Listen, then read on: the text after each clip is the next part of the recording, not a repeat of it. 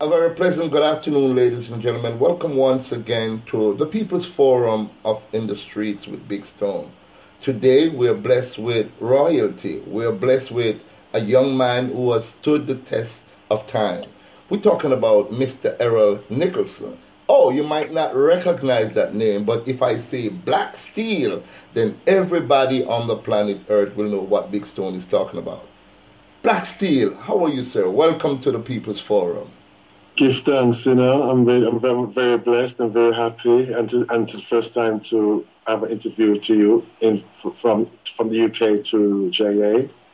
Yes. Well, as you know, we're hanging in there. We are fighting the dreaded coronavirus, and Absolutely. so the island is on the lockdown for 2 weeks. And I just heard the Prime Minister say we're going to be locked down for another 14 days. No flight can come in or out from the island.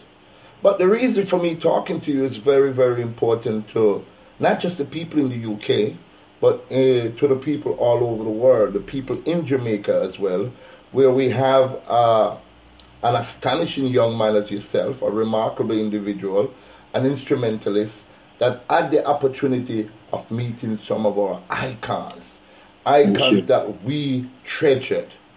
What was it like in your early days and how you got musically inclined? Tell us a little bit about your earlier days. Well, I was born in August 1963, and then at the age of 3, that's when I started hearing music since I was that age. And I remember we moved from one house to another house, and I was living with the family, living at my dad's first cousin's house. And that is where I started hearing music, and then it just led me to it. Wow. And I just stand near to the stairs, and I just said, "Wow!" And he said, "Come." And then I sat down and started hearing what I'm hearing, and hearing that. So it's from 1966. That's when I start to really hearing what's playing on his gram back in them days. So tell me a little bit.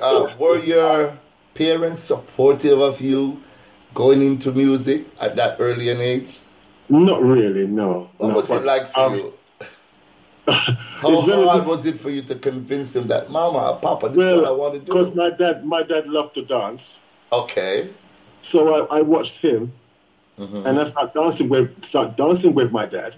But my mother was more into Christianity and into cooking for the family and watching the news of what's going on in the same big house, because my dad's first cousin rented out all rooms for different people from anywhere in the West Indies to come and live there, pay rent and and that sort of thing. But my dad, to watch my dad how he did the dancing, and then from there it locking me. And then I started to do the same thing, but I couldn't keep up. So all I was doing is like I'm playing the guitar, Where in Jamaica are your parents from? At least we should know that. Well, my father's from from Marley Hill, and then my mother is from Clarendon. Okay. Chapperton. Yeah, in Chapperton, and my older sister grew up in Crafts Hill, and that's where my older brother was born in Crafts Hill, and then that's when I remember while I was in England still enjoying music. So everywhere I go, when they used to childmind me, all I hear was music. So at the age of 11 on to 13, you got fascinated with playing an instrument. Tell us a little bit about that. I would say from my first primary school in 1968, I don't think that the teachers, one of the teachers can see in me that I wanted to be a musician actually, but she didn't want me because she thinks that I'm going to be showing up because I'm better than this, I'm better than that, this boy and that boy. So, and then the last class I went to, they were musically, but I didn't. It didn't happen in that sense, So that first primary school was a bit of a brick in the wall, still, Okay. Was a real brick in the wall. So because they can see that it's all right. When I was playing the xylophone, and then the teacher sussed me out, and then all of a sudden, okay, then, Errol, now it's Kenneth's turn now. That is a white boy. You know. Yeah.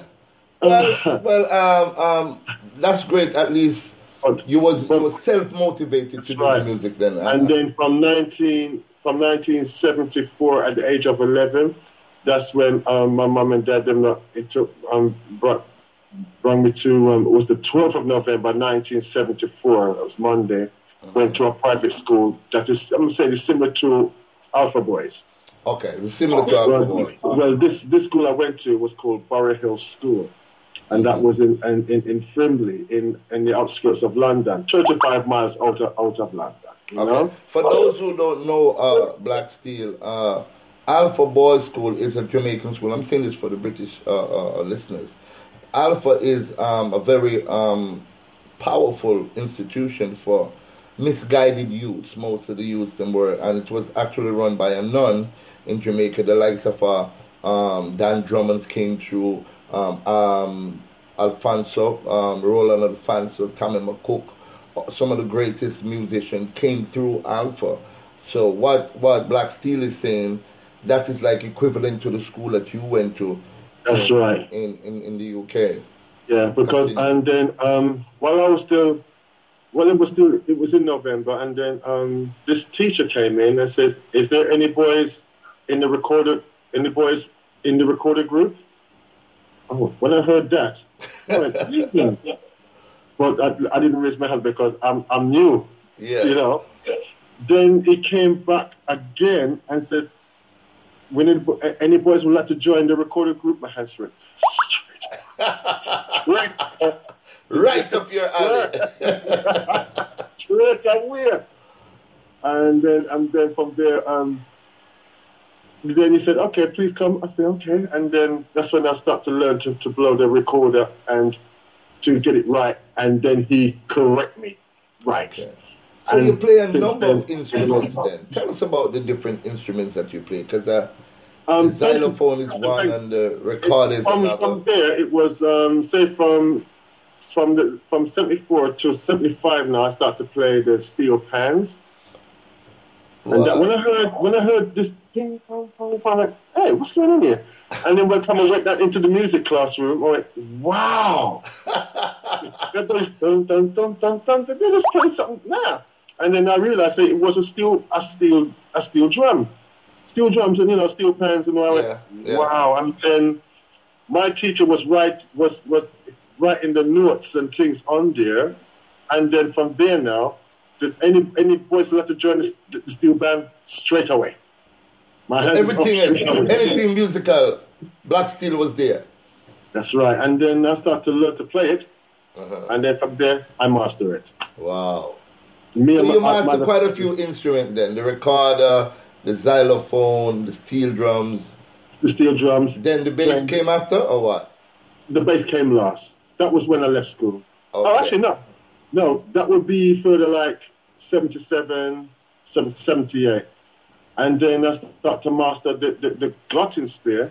I master it. And the teacher can see in me the improvements and so on. And he knows I have to fight not to get out of the pain, because music is a thing. Get you out of the pain, get you out of stress, get you out of jealousy. And that's what happens when one teacher who was never jealous of me, he can see this is what I wanted to be, a musician. Yes, wow. So he taught me all the way. Wow. My mom see that. I start to blow the trumpet first time. What? Nervous. But I did it. So I was nervous. The world should know that Errol Nicholson, a.k.a. Black Steel, started out as a prodigy, a child prodigy. Because being able to actually listen and play these instruments, that means it tells me you have what we call in music perfect pitch. As soon as you hear a note, you can recognize that's an E flat. We call it in British, we call it sense of hearing. Or in Jamaica we say perfect pitch. So it's a perfect sense of hearing. Same thing, yeah. Perfect pitch, sense of hearing, yes. Okay. And then, powerful. And then, thank God, I thank God now. And then I started playing the drums. Then I saw a bass guitar in there. And I turned on the amp just to keep it down, and I started learning how to play the bass. And so you self-taught yourself how to play? I was self-taught. Yes, I was self-taught. Wow. Drums, I was self-taught. Wow. Yeah. Amazing. The main two, drum and bass, was self-taught. All right. Now you've laid the foundation. Yeah, self-taught. Now you've laid the foundation for us to at least have a working idea of who Errol Nicholson or Black Steel really is. When you start out now playing professional music, who was your first celebrity that you came in contact with? The first celebrity was the name of Winston Groovy. Okay. Winston Groovy was the first artist. But when I left school, then we did put a band together, and then I was playing the drums, and a guy named Frank Powell, otherwise he's known as Rockstone, he's the bass player, and then came Jeffrey Tomlin and came Tony Smith, otherwise Anthony Smith, and there was no keyboard players at the time. It was just the four of us, you know. Wow. And then we start get professionally and all that. What was the name of the band? Sorry? What was the name of the band? We was known as Macca. What? Macca. Like you smoke. I saw Macca herb. Yeah, Macca herb. That's right. Yeah, you said right. It's a Macca. Macca. It's Macca. Yeah, that's what. Yeah, but the name Macca, you get that. It's from a book called Maccabee. Okay, from the Maccabee Bible and so on. Yeah. But it's really Macca is the you know. Yes. And that's where and then from there at the age of 16. No, at the age of 15, then I started joining in a proper professional band named Ian Jean Barkers. Okay. Till I'm 16, till I hit 17. And then when I left them now, I've moved on to back, worked with Johnny Orlando and especially Desmond Decker, because I saw him at a church and he wasn't doing nothing. Wow. But when I greet him, all I could smell is, he's been drinking too much. You talking about the great Desmond Decker and the Aces? Actually, he's originally of Desmond Decker and the Aces, because he can't make up his mind if he wants to go solo or to be with the group or to go solo. But he just went solo, but the alcohol kind of took his toll, and and then from there, I've not seen him since then, because I wasn't no rehearsals. I just know his songs. Okay. You can get it if you really want, 007, but when it hit Israelites, that me playing the bass, because we were looking at a drummer until I find my drummer, and boom, he knows the song, because he played those songs in pubs. But that's where I really begin, playing in pubs. That's where everybody start to get the feel of performing on stage. You know, they say Desmond Decker is responsible for helping to herald in to the UK the sound of reggae music. That's right. What came from Jamaica come to the UK, and that was it for me. That sunk in me, and it stays in me for the rest of my life. And also, growing up now, Jerry Lyons, otherwise Jeremiah Forges, tell me, say, Black Steel, are you interested to back a group, to back somebody on stage? I said, who? The Aces. Aces? You mean, Desmond Decker and the Aces? Yeah, but only Aces. Okay, no problem. Yes, I'll back them. And then I first met them, rehearsed, that was Carl Sinclair and Barry Howard. Wow. Because James, him now putting foot upon a metal bird. He's not flying out. He's still in Jamaica. He hasn't even go anywhere. He's just in Jamaica. All right. Well, we've been talking for about 13 minutes, and we still didn't touch any going back of the now. greats. Let's fall forward now to the legendary Dennis Emmanuel Brown. Tell us of your experience with the icon, the Prince of I would give thanks to the man who they call Bubblers, Bubblers Carlton Ogilvy, otherwise A.K. Bubblers. And he was the one who asked me, am I interested to to come and work with Dennis Brown at the studio. And I said, yes, I don't mind. So I did it, and then that's when I first met Dennis. And what was he like? wow, What was he like? Was he? It was cool. He never he heard of me, but we never met before. But I saw him at a Church of Israel dance. That's when I greeted him. I was nervous, but we still greeted him. I said, don't get too nervous, man. Don't get too nervous, man. Just shit me hot, dunks. And then he was singing the song, we are going on a summer holiday. Them tune that he wrote that.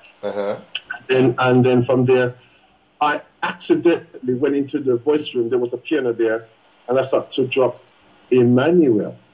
And when I started to drop it, and then, so just say, don't let him down. Ooh. It said, hey, boy, hey, why is going to come? And that's how I got the job. Wow. Just like with Twinkle Brothers, I played one of his bass lines, and that's how I got the job. So the same thing with Dennis, I got the job. Wow. You was talking to me, Black Steel, a little earlier on, that after you met Dennis and he did a number of gigs in the UK, he decided to invite you to come to Jamaica. Tell us a little bit about how was that for you? When he said, hey, Black Steel, now I'm going to invite you to Jamaica, and I went, I was speechless. A dream come true. I was speechless. Yes. Continue. So tell us what happened after that. Did it really happen, as you say? Yes, it did. Yes, it did happen. And then, he said to me, make sure you're there in my yard 4:30 in the morning. I said, 4:30 in the morning, but that's a bit... all right, don't argue. Okay, I'll be there. And I was there. 4:30 in the morning. What happened when you got there? Was he up already? There was no light or nothing. So I knock on the door, and I still knock on the door, and then I hear, Oda. I said, it's Black Steel. And then it was his wife, Yvonne, opened the door for me, and then I said, that's a bit late. No, that's a bit early, man. But still let me in. So I sat in the sitting room. And while she go back to bed and go back to sleep. Wow. And then by the time they rise up now, I might use the bathroom, wash my face and everything. And then when it hit around 10, we're ready to make that move to the airport. Our flight was about 12, and then flew to Miami first, and then from Miami to Kingston. What you did when your flight touched down, and you're now on the soil of your mother and father. All I was looking, while I'm up in the air, I'm just looking away. Jamaica. Wow. It's just excitement kind of hit me. But it was in the evening, because we landed in the evening, and then by the time we landed, and then... What you did, you told me you did something as you got off the plane. I got off walked down the steps off the plane, go down on my knees and kiss the ground of Jamaica, of my parents' homeland. Wow. Was that a bittersweet moment? Was that a bittersweet moment for you? Oh yes, it was. Wow. Because when Deba said to me, you want to check into the hotel? I said, yeah, I'd love to, but first we need to have a, number one, just to have a nice drink of coconut water. That's what Avril, my trombone player, Avril, he was there. So Avril invited me to this lady who's selling coconut water, and I just drank first one. Could I have another one, please? And I said, feel much better now. And then I said, okay, I'm on my way to the hotel now. Go in, sat back, and the only words whatever to come out was I had my CD ready cassette, because I always carry it with me to listen to music. Yeah, there was nothing, no TV, nothing in the room, but it's nice, though. You remember what year this was? 1989, my brother. 1989. Well, we're talking about 31 years ago. That's a long time. That's a long time. So I know you did a number of stints with Dennis and so on, and then Mr. Babandi. Yes, Babandi is another one. Talk to me about that meeting. I don't know what, in a sense, what got into me, but when Janice, my professor was reasoning with Janice on the phone, and then the next day, they came down, and then while I was just exercising my fingers on the bass, and when this person came in, and I'm like, oh, Andy.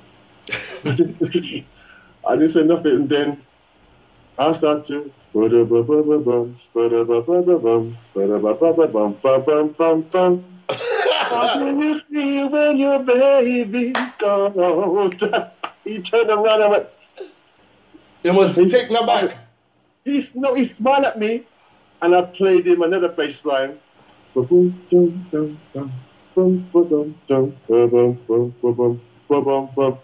see, the more you give to life. And he said, my brethren, he never knew me. He never knew my name until I introduced myself to him. I said, my name is Black Steel. I work for Ariwa. And he said to me, you have got a very gifted multi-talents, man. Wow. And then from there, Professor has been keeping in touch with me. And I said, you've got a job to back Bob Andy. And I said, yes. Wow.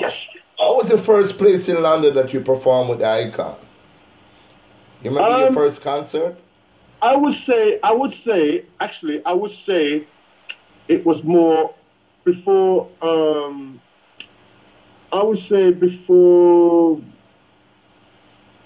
it's in the same year with Dennis Brown, because he didn't have no more shows to do. Okay. So I said, okay, the one we played that was at, was Poland. Okay. Then France and Helsinki in Finland. And, Finland's a very nice country, too. And they really love very supportive of the legendary Studio One legend himself. You only come to listen to him. No other artist but him. So, and it was absolutely. You were sharing, before we got on this interview, you were sharing a very special moment, that Dennis Brown and Babandi was slated to perform on the same event. Yeah, that was at Tudor Rose. Tudor Rose, we all started. That was in late 89, early 89, or mid 89. And True Bob liked our harmonies. Wow. He have to beg Dennis if we can back him. Because you're Dennis Brown backing band and harmony singers, etc. We understood. Well, I would say I was more of a backing singer for him. Right. At first it was with Rough Cut Band. No. And then after that, now that has changed now to Light Parks and We're the People. Okay. That's right. Wow. And then from there at Tudor Rose, Dennis. He was a little iffy, and then he said fine, right? That's all right. That's all right. So and the rest is history. We did it all hard, and that is history, because we did it all heartedly at Tudor Rose. And then when people loved the sound of the harmonies, that really gets Bob. Bob would have kidnapped us. He would have kidnapped us to work with him. I'm saying, no, he would. And then no artists do that. No artists will steal me away from, just to work with them. But come on, Wow. Yeah. Ladies and gentlemen, I just want to get my viewers in. We couldn't really cut before now, but we are talking about the legendary Errol Nicholson, aka Black Steel, an astonishing, remarkable young man, I must say, who have played with the likes of Alton, Ellis, Babandi, Dennis Brown, just to name a few. He's been there on stage. We're going to be sharing photographs with you, and you'll see the catalog of events that Black Steel has.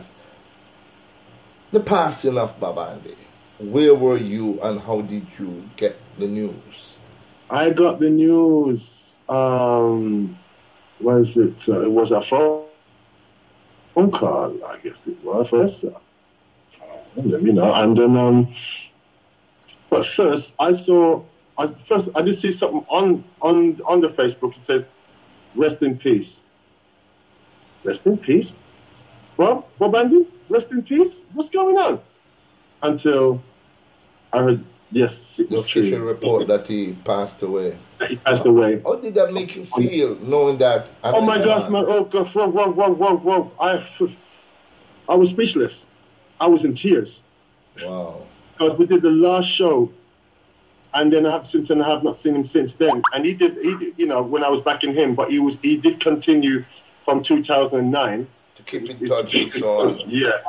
Wow, so powerful. I was very speechless. I was in tears. I was crying my eyes out. I mean, that is my bona fide hero. Wow. Thanks, you know, for him to.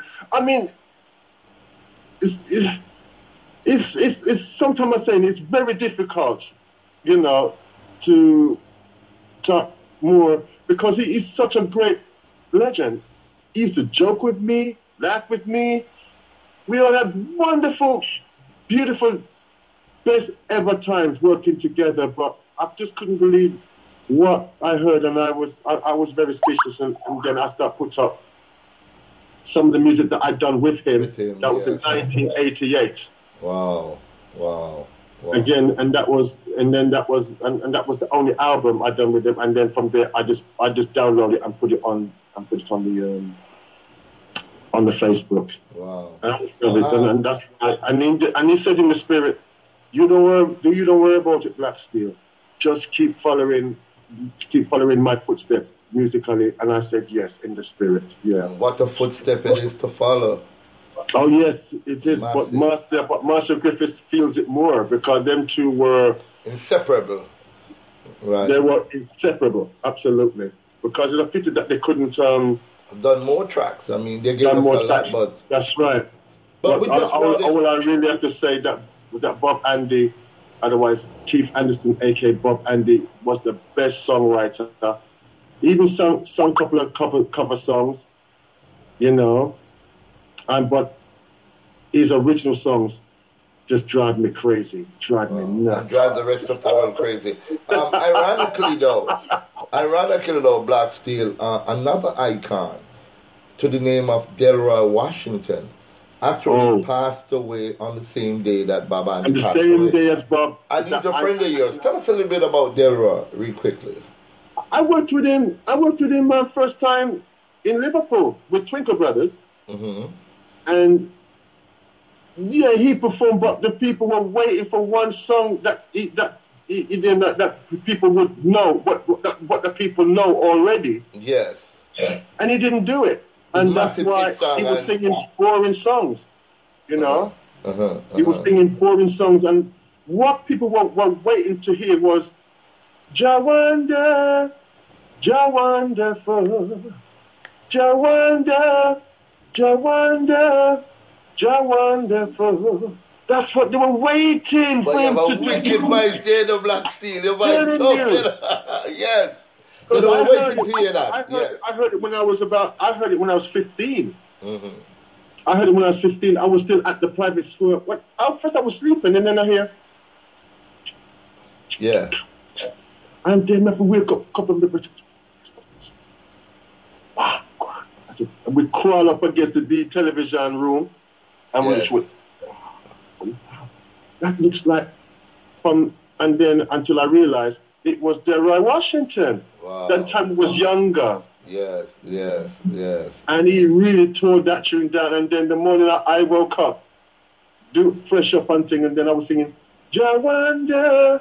This is just the chorus, Jawonderful. Yeah. And he said, please, would you please stop singing, please? So I worked with him in Liverpool, and then again I worked with him in Devon. Now in Devon, the crowd loved him there. Wow. Because he's just always talking about Bob Marley. Always talking about because him and him brethren, because they were like together. I don't know the full story. The extreme of it, yes. But it didn't sink. Yes. My mind was just elsewhere, doing my and sound checking, and Maccabee was on the bill with him. Okay. But when he started playing, the crowd loved it. So let me ask you a question now. What would you say is your all-time favorite Bob Andy? With Delroy? No, Bob. What's your all-time favorite with Bob? Bob Andy now. Bob Andy? Yeah, that's your all-time favorite. I want to hear. All right, I'm gonna ask you over. Let me ask you the question over again. Live? I want to hear your all-time favorite of Dennis Brown. I want to hear your all-time favorite of Delroy Washington, and I want to hear your all-time favorite of the right. My true favorite one was "I've Got to Go Back Home." Okay. That's Bob Andy. Bob Andy. And "No Man's an Island." Dennis Brown. And my bona fide "Jah Wonderful." So that's my only favorite number one tune. Okay. Because it was a hit. We've been talking now for half an hour, right? I want you to use this 2-3 minutes and speak to the Jamaican people and to people of the world in regards to how it is to treasure the music, treasure the icon, so that when they pass from here, we'll have this glorious experience that we can teach on to our children and our children. In your own words, Black. Well, I'm just like Bob Marley when he says, "Boy, I'm not so good at talking, but I hope you all will understand what I'm trying to say." Yes. But I just want to say to my people of Jamaica, you know, my people, family, relatives, longtime friends, legends, you name it. All I want to say is that you all tried to keep the music and keep it going. We must not let it go down. We must keep it up same way and keep pushing to it. Because right now, our true legends, then Max Romeo and all them are still touring, but they can't tour right now because of this coronavirus at this moment. Right. And I know. So with culture, Joseph Hill's son, Kenyatta Hill, who is my cousin. Bless you. Really? Bless him. Yes. Joseph Hill is my cousin. Yes. Right. Great. So the lineage is there. And it goes on, and then the people from all over the world who loves reggae music, keep supporting it for the rest of your life till we all go, and before we pass going into Zion, and then you continue and don't ever stop it. Keep going with it. Thank you so much. Because reggae music, ska, blue beat, rocksteady is forever. Forever. All right. So if people want to find Black Steel, Errol Nicholson, Black Steel music, tell us how we can get you on the. Well, the only thing you can do is just to go on my Facebook, because all the history is all there. If you click onto photos, then you see a name says Black Steel, the multi-talented musician. You click onto that, sit back, and enjoy, and just enjoy. And there is few videos that I've done way back in the years. They're still there. Wow! Because that's just to see what Facebook, what it can do. It can really give you fame because people just love your photos. They all love my photos because they see where I'm coming from. The archive is there from then until now. Like Lee Scratch Perry said, everything starts from scratch. So that's from scratch. From scratch. So I want to say, man, on behalf of us here in Jamaica, I want to thank you very much, Mr. Nicholson, Black Steel. It's a great pleasure, my beloved Claude. It's my great pleasure. And this is impromptu, we didn't expect it to be like this. We had wanted it to be maybe a one-on-one sit-down, maybe in the future when we it could happen next year. It could happen next year. If everything goes well, because we're not sure of where this Corona girl is leading. We're still in the denial stage, the unknown stage, and so on and so forth. But I have to say, you have been remarkable. Your knowledge of the past is still clear. Thank you. And we are happy. And I just want to big up all the other artists in the UK. Because I said again, I big up Carl Sinclair. Because I'm going to say, Carl Sinclair, thank you for letting me join ACES. Thank you so much for that. Wow. I really appreciate it. And I always big up Barry Howard, who's the old member. And I'd love to big up Boom Donovan with his big song Brexit. but Boom Donovan is a friend of mine too. He's my cousin too. You lie. Boom Donovan is my friend. His last name is Green. Because my mum's maiden name is Green. So wow. It's a family. through connections with my grandfather. Wow, you know, powerful. you know, our grandfathers were really bad man back in those days. Yes, girls, yeah. Yeah, so All right. I just want to say thank you all, and to all my children who followed their dad's footsteps into the music, especially Marlon, Jacob, you know, Sherelle. You know, and I was very happy because it's in the blood. It's in the blood. It's in the blood. It's in the blood. Thank you so much for giving us this wonderful over half an hour we've been talking here. It has been a pleasure. It will be more in the future. You know, I always have a lot to say. And again, big up my professor. Boom, because you know, say, we always big you up. You see you? Thank you so much. And Joe Ariwa, bless you, man, every time. And the whole crew. Come out, you know, Carmelity. Everyone that you know, no matter who I've missed out, but we big up all of my musicians there. Everyone of them. Thank you so much, sir. Thank you so much. I salute you. All right.